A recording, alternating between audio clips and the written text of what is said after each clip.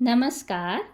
आइए सुनते हैं जैनेंद्र जी की लिखी कहानी अपना अपना भाग्य। बहुत कुछ निरुद्देश्य घूमने के बाद हम सड़क के किनारे की एक बेंच पर बैठ गए। नैनीताल की संध्या धीरे धीरे उतर रही थी।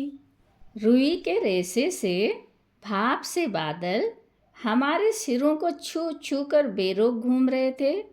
हल्के प्रकाश और अंधियारी से रंगकर कभी वे नीले दिखते, कभी सफ़ेद, और फिर देर में अरुण पड़ जाते। वे जैसे हमारे साथ खेलना चाह रहे थे।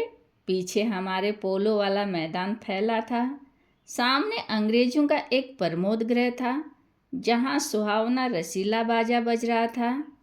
और पासों में था वही सुरम्य अनुपम नैनीताल। ताल में किश्तियाँ अपनी सफ़ेद पाल उड़ाती हुई एक दो अंग्रेज यात्रियों को लेकर इधर से उधर और उधर से इधर खेल रही थी।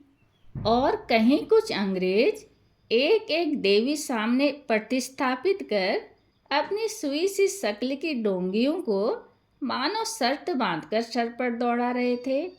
कहीं किनारे पर कुछ साहब अपनी बंसी पानी में डाले सधैर्य, एकाग्र, एकस्थ, एक निष्ठ मछली चिंतन कर रहे थे। पीछे पोलो लॉन में बच्चे किलकारियाँ मारते हुए हॉकी खेल रहे थे। शोर, मारपीट, गाली गलौज भी जैसे खेल का ही अंश था। इन तमाम खेलों को उतने क्षणों का उद्देश्य बना। वे बालक अपना सारा मन, सारी देह, समग्र बल और समूची विद्या लगाकर मानो खत्म कर देना चाहते थे। उन्हें आगे की चिंता न थी, बीते का ख्याल न था। वे शुद्ध तत्काल के प्राणी थे। वे शब्द की संपूर्ण सच्चाई के साथ जीवित थे। सड़क पर से नर नारियों का अविरल प्रवाह आ रहा था। उनका न ओर था न छोर। यह प्रवाह कहाँ जा रहा था और कहाँ से आ रहा था, कौन बता सकता था। सब उम्र के, सब तरह के लोग उनमें थे। मानो मनुष्यता के नमूनों का बाजार सजकर सामने से इठलाता निकला चला जा रहा हो। अधिकार गर्व में तने अंग्रेज उनमें थे, और चिथड़ों से सजे घोड़ों की बाग थामे वे पहाड़ी उसमें थे, जिन्होंने अपनी प्रतिष्ठा और सम्मान को कुचलकर शून्य बना लिया है और बड़ी तत्परता से दुम हिलाना सीख गए हैं। भागते, खेलते, हंसते, शरारत करते लाल लाल अंग्रेज बच्चे थे, और पीली पीली आंखें फाड़े पिता की उंगली पकड़कर चलते हुए अपने हिंदुस्तानी नौनिहाल भी थे। अंग्रेज पिता थे जो अपने बच्चों के साथ भाग रहे थे, हंस रहे थे और खेल रहे थे। उधर भारतीय पितृदेव भी थे जो बुजुर्गी को अपने चारों तरफ लपेटे धन संपन्नता के लक्षणों का प्रदर्शन करते हुए चल रहे थे। अंग्रेज रमणियाँ थी जो धीरे धीरे नहीं चलती थी, तेज चलती थी। उन्हें न चलने में थकावट आती थी, न हंसने में लाज आती थी। कसरत के नाम पर घोड़ों पर भी बैठ सकती थी, और घोड़े के साथ ही साथ जरा जी होते ही किसी हिंदुस्तानी पर कोड़े भी फटकार सकती थीं। वे दो दो, तीन तीन, चार चार की टोलियों में निसंग, निरापद, इस परवाह में मानो अपने स्थान को जानती हुई सड़क पर चली जा रही थी। उधर हमारे भारत की कुल लक्ष्मियाँ सड़क के बिल्कुल किनारे किनारे दामन बचाती और संभालती हुई साड़ी की कई तहों में सिमट सिमट कर लोक लाज, अस्तित्व और भारतीय गरिमा के आदर्श को अपने परिवेष्टनों में छिपाकर सहमी सहमी धरती में आंखें गाड़े कदम कदम बढ़ रही थी। इसके साथ ही भारतीयता का एक और नमूना था। अपने कालेपन को खुरच खुरच कर बहा देने की इच्छा करने वाला अंग्रेजी दा पुरुषोत्तम भी थे, जो नेटुओं को देखकर मुंह फेर लेते थे और अंग्रेज को देखकर आंखें बिछा देते थे और दुम हिलाने लगते थे। वैसे ही अकड़ कर चलते थे, मानो भारत भूमि को इसी अकड़ के साथ कुचल कुचल कर चलने का उन्हें अधिकार मिला है। घंटे के घंटे सरक गए, अंधकार गाढ़ा हो गया, बादल सफ़ेद होकर जम गए, मनुष्यों का वह तांता एक एक कर क्षीण हो गया। अब इक्का दुक्का आदमी सड़क पर छतरी लगाकर निकल रहा था। हम वहीं के वहीं बैठे थे। सर्दी सी मालूम हुई। हमारे ओवरकोट भीग गए थे। पीछे फिरकर देखा, यह लान बर्फ की चादर की तरह बिल्कुल स्तब्ध और सुन्न पड़ा था। सब सन्नाटा था। तल्ली ताल की बिजली की रोशनियां दीप मालिका से जगमगा रही थी। वह जगमगाहट 2 मील तक फैले हुए प्रकृति के जल दर्पण पर प्रतिबिंबित हो रही थी और दर्पण का कांपता हुआ, लहरा लेता हुआ वह जल प्रतिबिंबों को 100 गुना, 1000 गुना करके उसके प्रकाश को मानो एकत्र और पूंजीभूत करके व्याप्त कर रहा था। पहाड़ों के सिर पर की रोशनियां तारों सी जान पड़ती थी। हमारे देखते देखते एक घने पर्दे ने आकर इन सबको ढक दिया। रोशनियां मानो मर गई, जगमगाहट लुप्त हो गई। वे काले काले भूत से पहाड़ भी इस सफ़ेद पर्दे के पीछे छिप गए। पास की वस्तु भी न दिखने लगी, मानो यह घनीभूत प्रलय थी। सब कुछ इस घनी गहरी सफ़ेदी में दब गया। एक शुभ्र महासागर ने फैलकर संस्कृति के सारे अस्तित्व को डुबो दिया। ऊपर नीचे चारों तरफ वह निर्भेद सफ़ेद शून्यता ही फैली हुई थी। ऐसा घना कोहरा हमने कभी न देखा था। वह टप टप टपक रहा था। मार्ग अब बिल्कुल निर्जन चुपचाप था। वह परवाह न जाने किन घोंसलों में जा छिपा था। अब वृत्ताकार शुभ्र शून्य में कहीं से 11 बार टन टन हो उठा, जैसे कहीं दूर कब्र से आवाज़ आ रही हो। हम अपने अपने होटलों के लिए चल दिए। रास्ते में 2 मित्रों का होटल मिला। दोनों वकील मित्र छुट्टी लेकर चले गए। हम दोनों आगे बढ़े। हमारा होटल आगे था। ताल के किनारे किनारे हम चले जा रहे थे। हमारे ओवरकोट तर हो गए थे। बारिश नहीं मालूम होती थी, पर वहाँ तो ऊपर नीचे हवा के कण कण में बारिश थी। सर्दी इतनी थी कि सोचा कोट पर एक कंबल और होता तो अच्छा होता। रास्ते में ताल के बिल्कुल किनारे पर बेंच पड़ी हुई थी। मैं जी में बेचैन हो रहा था। झटपट होटल पहुंचकर इन भीगे कपड़ों से छुट्टी पा गर्म बिस्तर में छिपकर सो रहना चाहता था। पर साथ के मित्र की सनक कब उठेगी, कब थमेगी, इसका क्या कुछ ठिकाना है? और वह कैसी क्या होगी, इसका भी कुछ अंदाज है।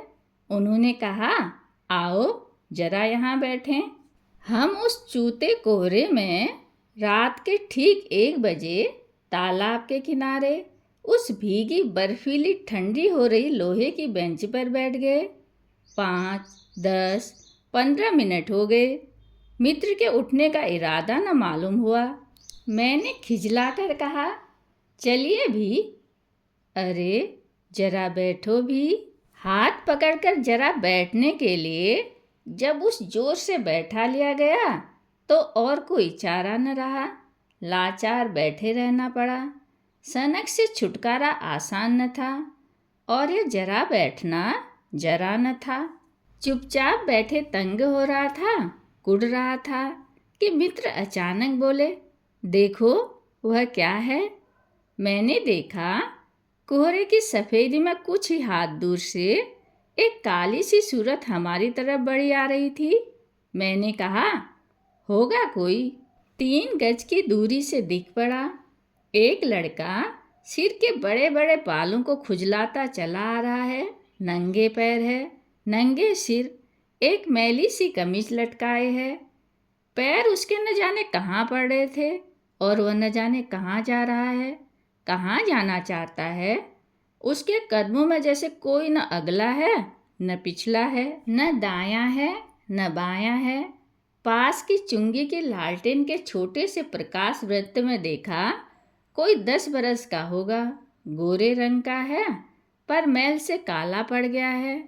आंखें अच्छी बड़ी पर सूनी हैं। माथा जैसे अभी से झुर्रियाँ खा गया है। वह हमें न देख पाया। वह जैसे कुछ भी नहीं देख रहा था, न नीचे की धरती न ऊपर चारों तरफ फैला हुआ कोहरा, न सामने का तालाब, न बाकी दुनिया। वह बस अपने विकट वर्तमान को देख रहा था। मित्र ने आवाज दी, ए।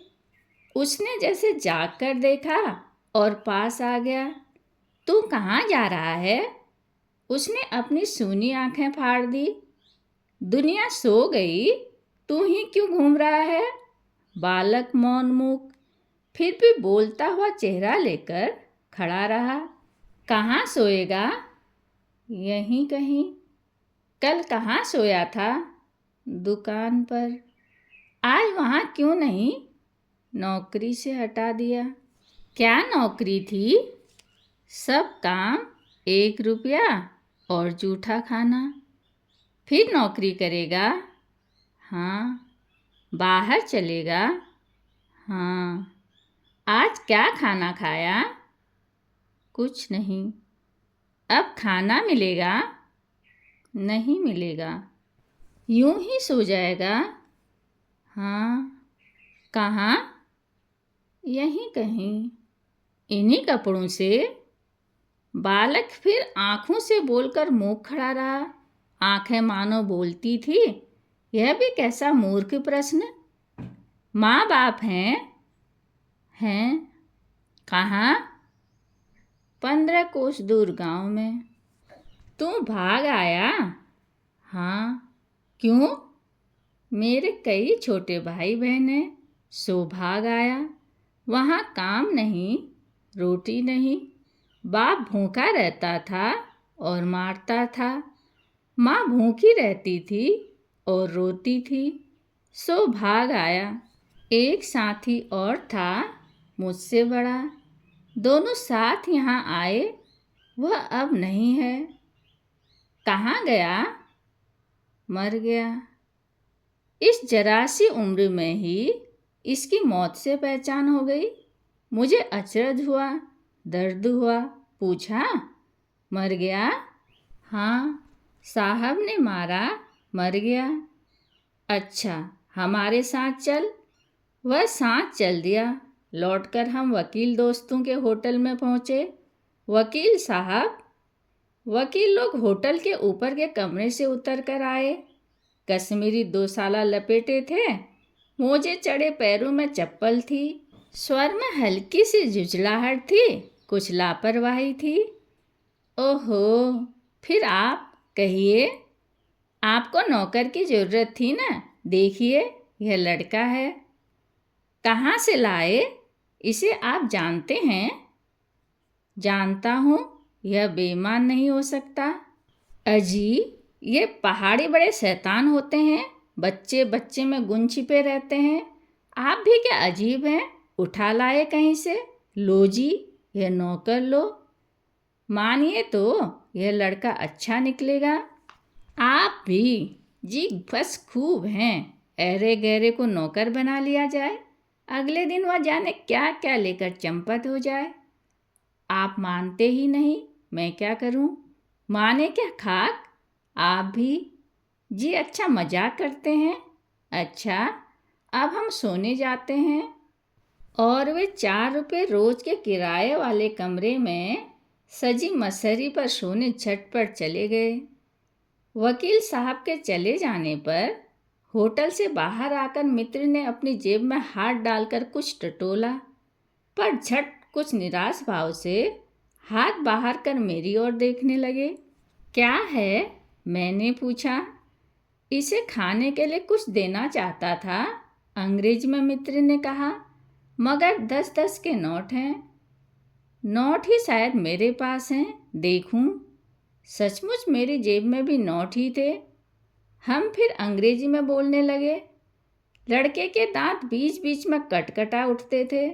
कड़ाके की सर्दी थी। मित्र ने पूछा, तब? मैंने कहा, 10 का नोट ही दे दो। शक पकाकर मित्र मेरा मुंह देखने लगे। अरे यार, बजट बिगड़ जाएगा। हृदय में जितनी दया है, पास में उतने पैसे तो नहीं हैं। तो जाने दो, यह दया ही इस जमाने में बहुत है, मैंने कहा। मित्र चुप रहे, जैसे कुछ सोचते रहे। फिर लड़के से बोले, अब आज तो कुछ नहीं हो सकता, कल मिलना। वह होटल डीपो जानता है, वहीं कल 10 बजे मिलेगा। हाँ, कुछ काम देंगे हुजूर? हाँ हाँ, ढूंढ दूंगा। तो जाऊं? लड़के ने निराश आशा के भाव से पूछा। हाँ, ठंडी सांस खींचकर मित्र ने कहा। कहाँ सोएगा? यहीं कहीं बेंच पर, पेड़ के नीचे, किसी दुकान की भट्टी में। बालक कुछ ठहरा, मैं असमंजस में रहा। तब वह प्रेत गति से आगे बढ़ा और कोहरे में मिल गया। हम भी होटल की ओर बढ़े। हवा तीखी थी, हमारे कोटों को पार कर बदन में तीर सी लगती थी। सिकुड़ते हुए मित्र ने कहा, भयानक शीत है, उसके पास बहुत कम कपड़े। यह संसार है यार, मैंने स्वार्थ की फिलॉसफी सुनाई। चलो पहले बिस्तर पर गर्म हो लो, फिर किसी और की चिंता करना। उदास होकर मित्र ने कहा, स्वार्थ? जो कहो, लाचारी कहो, निठुराई कहो या बेहयाई। दूसरे दिन नैनीताल, स्वर्ग के किसी काले गुलाम पशु के दुलारे का वह बेटा, वह बालक निश्चित समय पर हमारे होटल डीपो में नहीं आया। हम अपनी नैनीताली सैर खुशी खुशी खत्म कर चलने को हुए। उस लड़के की आस लगाते बैठे रहने की ज़रूरत हमने न समझी। मोटर में सवार होते ही थे कि यह समाचार मिला कि पिछली रात एक पहाड़ी बालक सड़क के किनारे पेड़ के नीचे ठिठुर कर मर गया। मरने के लिए उसे वही जगह, वही 10 बरस की उम्र और वही काले चीथड़ों की कमीज मिली। आदमियों की दुनिया ने बस यही उपहार उसके पास छोड़ा था। पर बताने वालों ने बताया कि गरीब के मुंह पर, छाती, मुट्ठी और पैरों पर बर्फ की हल्की सी चादर चिपक गई थी। मानो दुनिया की बेहयाई ढकने के लिए प्रकृति ने शव के लिए सफ़ेद और ठंडे कफन का प्रबंध कर दिया था। सब सुना और सोचा, अपना अपना भाग्य। कहानी सुनने के लिए धन्यवाद।